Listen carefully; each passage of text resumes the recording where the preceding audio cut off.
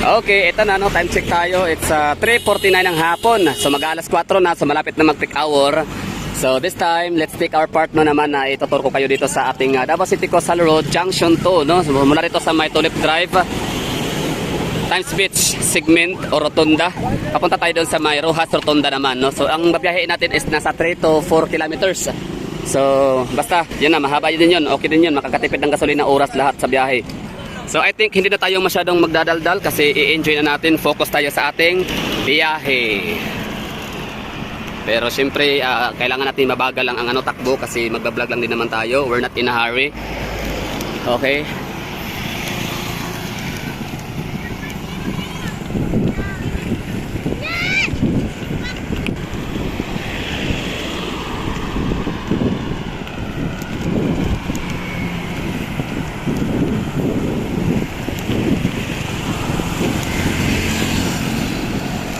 So ang takbo natin dito ay 18:20, no? 18:20. So umalis tayo dito ng 3:49 or 3:50 na lang, no? Alas 3:50 tayo umalis sa lugar. Alas 3:50 umalis tayo doon sa may Tulip Drive, Rotunda or Times Beach Rotunda. So ilang minuto kaya ang magiging biyahe natin palabas ng Rojas Night Market or Rojas Avenue sa may Quezon Boulevard. Bali yung takbo natin dito consistent lang na 20 kph.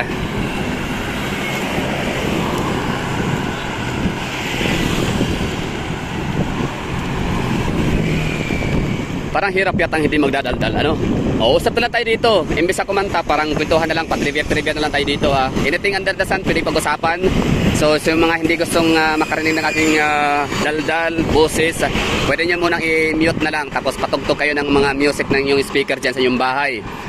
So ito yun, ladies and gentlemen. Ito, ang mga sasabihin kong trivia base ito sa aking mga nababasa sa Wikipedia, sa mga balita, news, speech ng ating mga dating Pangulong Duterte, kay BP Sara Duterte. Kumbaga parang collection of collection of information lang siya na maaaring mali na yung detalye na masasabi ko, pero at least meron. So okay, so let's go to Davao City Coastal Road. Okay, balikan muna natin sa Tatay Digong, pagiging presidente niya.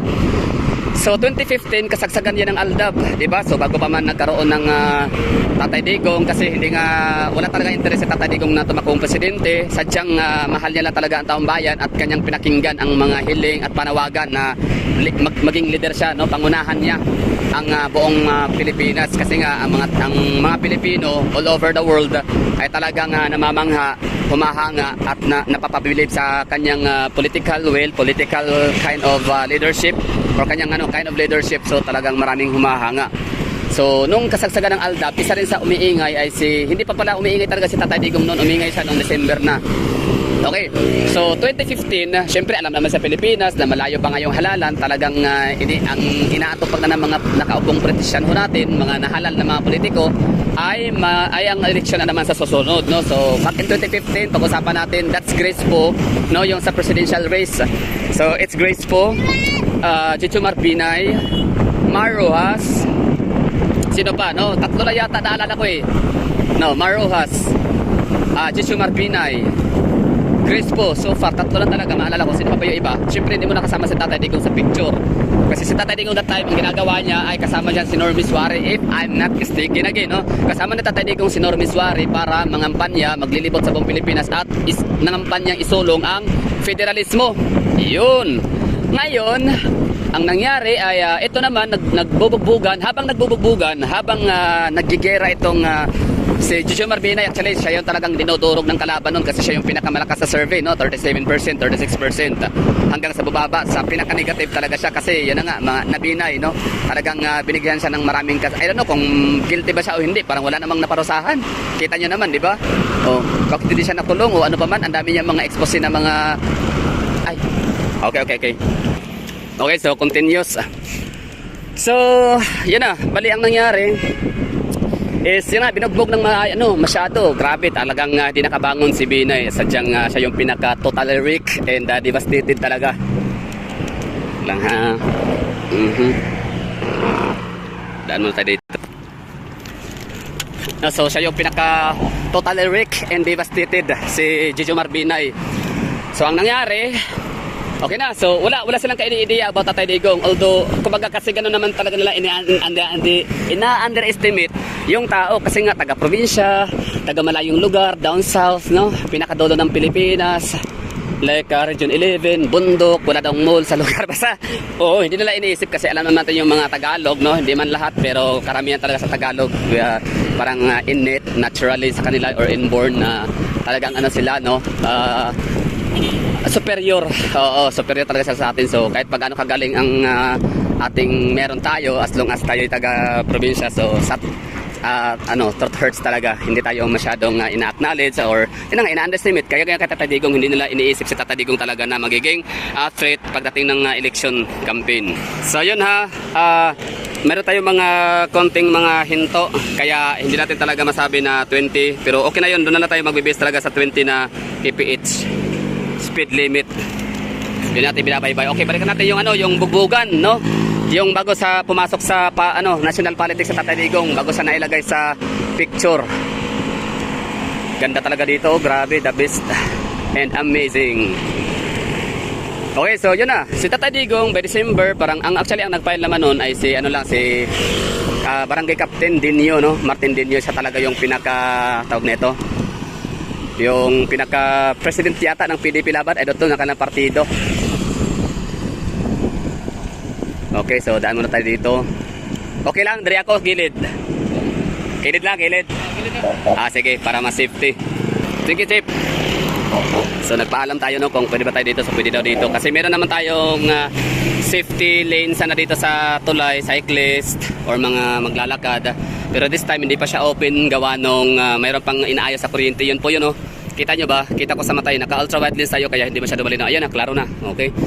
So yun na yun, ang ating istorya. Pero sige, pass muna tayo, kumbaga hinto muna tayo sa politics si Tatay Digong. Dito muna tayo sa tulay. Ayan, ang ganda, no? The best. Nice one.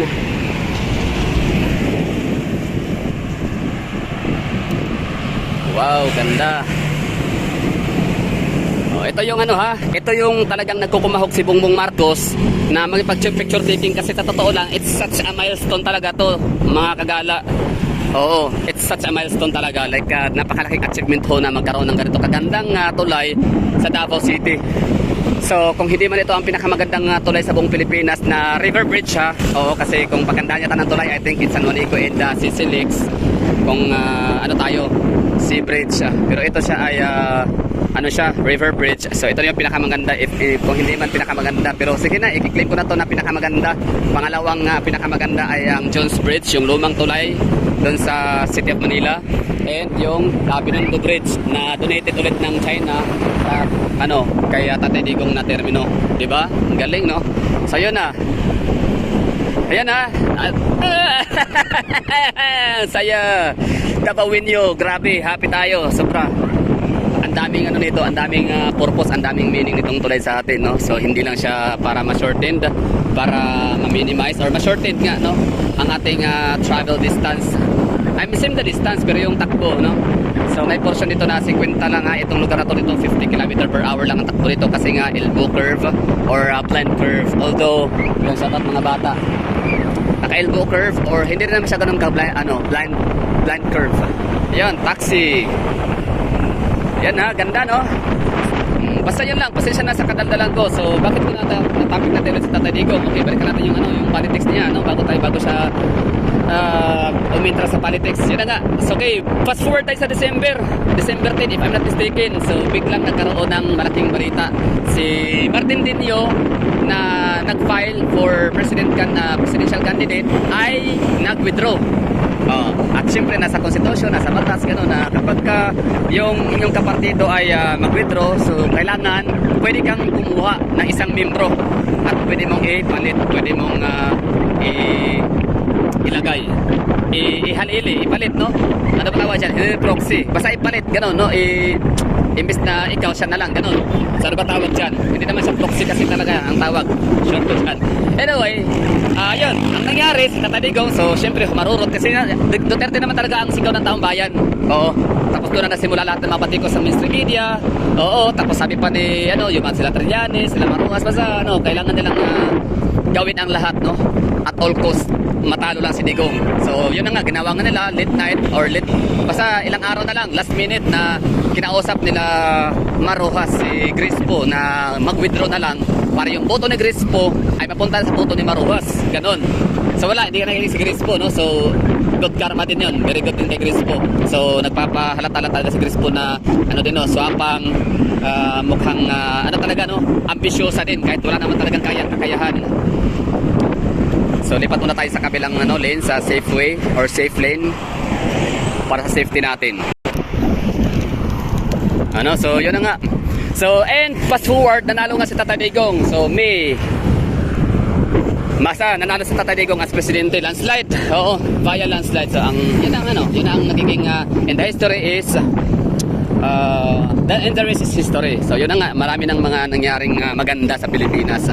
Maganda para sa ating mga law-abiding citizen, maganda para sa ating mga taxpayers, maganda para sa ating mga tayo, mga Pilipino na gusto ng pagbabago, kaayusan, katahimikan, payapang pamumuhay. No, mahirap po, kailangan kumayod, magbanat ng boto. Sa third world country tayo, no? So grabe yung sistema natin, yung 1987 constitution na lalong nagpapahirap sa bayan. So grabe yung baon, grabe yung deep lalim ng masamang dulot ng batas na yun sa ating mga mamamayang Pilipino, kaya kailangan talaga tayo magbanat ng boto. So until Tatay Digong comes, hindi man talaga nabago ang buhay natin liberally na yumaman. Although marami ang masinso, marami ang kumita, no? Kita paano, nadagdagan naman din talaga ang yaman ng Pilipinas at mga bilang ng mga yumayaman. Pero meron ding mga mahihirap din, no? Nadadagdagan din kasi nga educational system din natin. Kulang talaga tayo sa tinuturo lang kasi sa eskwelahan ay paano magsulat, magbasa, pero yung umintindi hindi. At yung practicality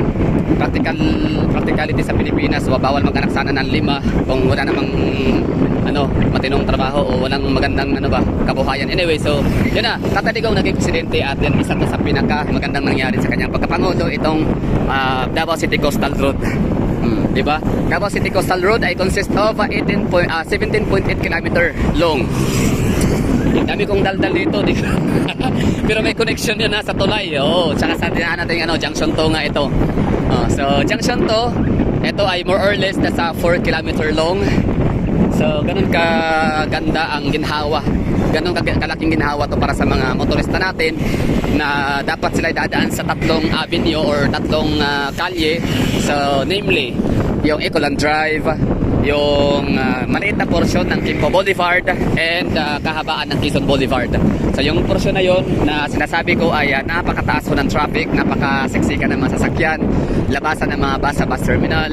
Basta tapos peak hour, daming mga pasahero, konti na lang yung jeep dahil sa phase out system na, dahil phase out na kasi iba luma na talaga, tapos hindi na pwedeng bunyahe, tapos yun na nga, giveaway preparation yan para sa ating Davao bus system, no? Malapit na yung hindi ko alam kailan na yung Davao bus system, basta ang mahalaga meron tayong Davao City Bus o Davao Interim Bus System, basta kaya sa atin yung local na pamahalaan ng Davao City. So umalis tayo ng alas 3:50. So tingnan natin kung ilang minuto tayo makaka-alpas, no? Makakalagpas doon sa may Rojas Avenue. O ba't may konting traffic dito? Ayun na, sinasabi ko, bottleneck. O di ba? Kasi nagsisimula sa apat na lane, tapos biglang 2 lane na nasa unahan. O di ba yan anticipate ng natin taga City Timo, taga LTO? Oo. So mamaya tatanong-tanong tayo ng mga taga City Timo na meron tayong madaanan dito. Kasi di ba, marami tayo diyan, marami, hindi lang ako, no, yung nasasabi. Actually, itong idea na yan, galing talaga yan sa komentor, no?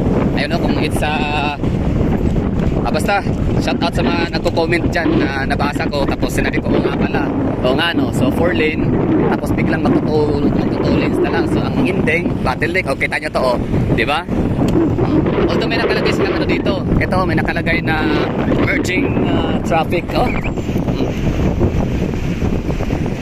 di ba? So dito pa lang sa my trading area may traffic na.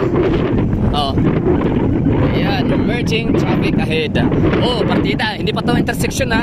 Ibig sabihin, pa lang to. Kumbaga, ito na yung effect, yan, domino effect ng traffic sa may intersection. Kasi nga, two-way lanes lang yun doon, tapos dito 2.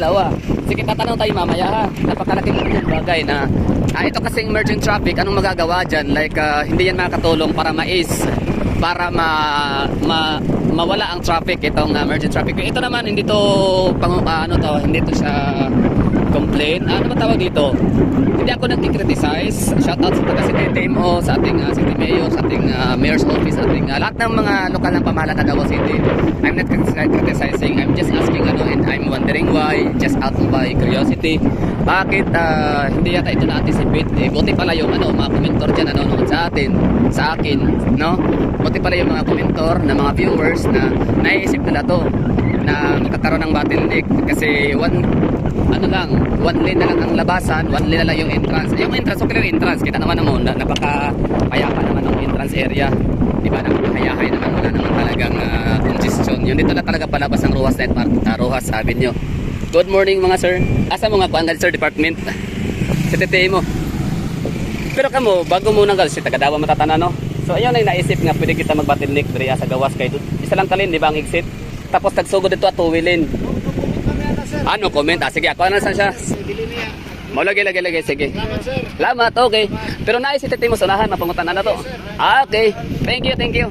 So yun so hindi sila pwede magsalita. Hindi naman talaga sila sa taga City TMO. Sila ay taga Public Safety Office.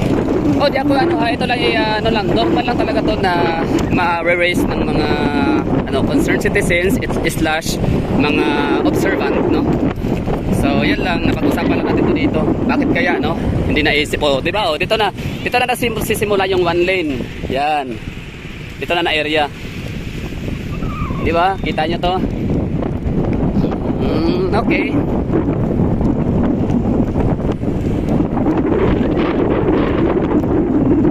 So, bakit kaya, no? Paano kaya? I mean, ibig ko sabihin, sana, baka hindi nakita ng ating mga taga City TMO yung komento ng ating viewers. Iko tayo dito, baka pwede.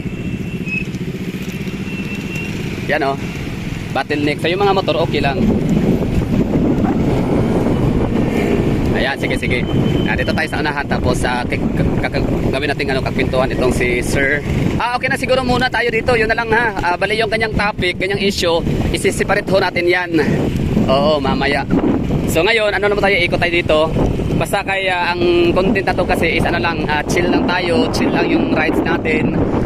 Pahangin, sarap, ginhawa, di ba? Hayahay, tapos malaman natin kung ilang minuto yung babiyahin natin kapag ikaw ay magbibisikleta sa takbong 20 kph per hour, di ba? So napakabagal lang ho nun, pero grabe ang bilis nating makarating dito, tapos pintuhan lang ng konti, very light. So okay na tayo dito. So we're good na. So syempre isasagad natin sa pinakadulo sa Rojas Night Market. I mean Rojas Avenue. Okay.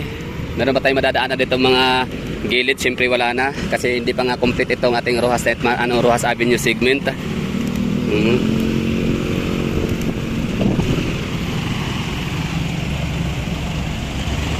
We're going back to the corner. Tagadigo City. Di ba parang bitin. Pero siguro ito ginawa alam ko na to.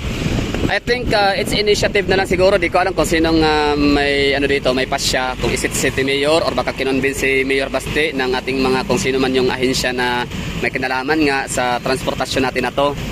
Kasi siyempre magpapasko na, so holiday rush, di ba? So dami na yung magsha-shopping.